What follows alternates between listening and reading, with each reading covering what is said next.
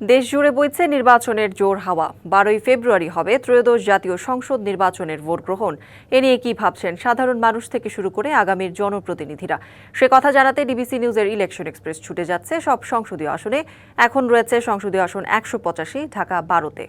CSRM DBC election express আজ আছে রাজধানী ঢাকা জেলায়। এই মুহূর্তে আমাদের সাথে যুক্ত আছেন ঢাকা 12 আসনে ইসলামী আন্দোলন বাংলাদেশ মনোনীত প্রার্থীর নির্বাচনী পরিচালনা কমিটির প্রধান আহ্বায়ক মোহাম্মদ আক্তার হোসেন। আমরা তার সাথে একটু কথা বলবো।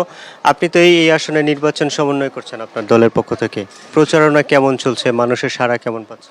আলহামদুলিল্লাহ, আমাদের প্রচারণা এবং মানুষের সাড়া আমরা যতটা চিন্তা করছি তার চেয়ে অনেক বেশি। আল্লাহ পাক আমাদেরকে সেইভাবে আমাদের নিয়ামত দান করছে। আমাদের যে সম্মানিত প্রার্থী হজরত মাওলানা মাহমুদুল হাসান মমতাজি সাহেব, উনি রহিম মেটাল মসজিদের খতিব। আজকে 30 বছর রহিম মেটাল মসজিদে সেবা করে দিতেছেন মানুষকে।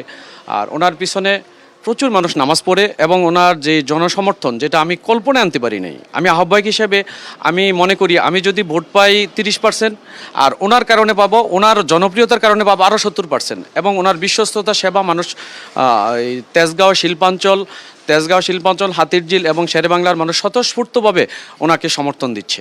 আপনারা যদি নির্বাচিত হন তাহলে মানুষের জন্য কি করবেন? আলহামদুলিল্লাহ, আমরা যদি নির্বাচিত হই, ইসলামী আন্দোলন বাংলাদেশ আমাদের শায়েখের নির্দেশ এবং নির্দেশনা মেনে, আমিরের নির্দেশনা মেনে আমাদের তেজগাঁওয়ের যে সমস্যাগুলো আছে, যেমন প্রথম সমস্যা হলো আপনার মাদক সমস্যা, তেজগাঁওয়ে কঠিন অবস্থা। এরপরে চাঁদাবাজির সমস্যা।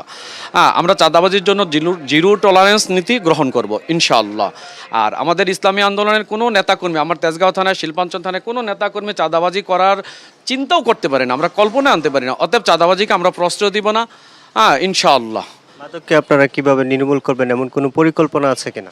অবশ্যই আমার শায়েকের থেকে এবং আমার ব্যক্তিগত, আমি তেজগাঁও আজকে 20 বছর বসবাস করি। আমার পরিকল্পনা যে মাদক যারা সাপ্লাই দেয়, এই তেজগাঁও অঞ্চলে যারা নিম্ন মাদক থেকে উচ্চ মাদক সাপ্লাই দেয়, তাদেরকে আমরা চিহ্নিত করব। চিহ্নিত করে ওনাদেরকে বুঝাবো।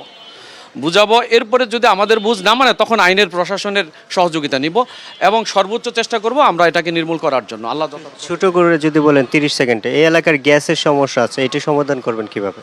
ইনশাল্লাহ, গ্যাসের সমস্যা আমাদের এলাকার যে ওয়ার্ডগুলো আছে, 7টা ওয়ার্ডের কমিশনারদেরকে যারা পূর্বে দায়িত্বে ছিলেন তাদের সাথে পরামর্শ করে যেভাবে সুন্দর হয়, যেভাবে সামাজিক ব্যক্তিত্ব সম্পন্ন যারা আছেন তাদেরকে নিয়ে আমরা বসে যেভাবে করলে সুন্দর হয় এবং দ্রুত সময়ে সমাধান করতে পারি সেই পদক্ষেপ নিব ইনশাআল্লাহ। এক কথায় যদি বলেন, স্বাস্থ্যগত সমস্যা সমাধানের জন্য আপনাদের পরিকল্পনাটা কি, একদম ছোট করে?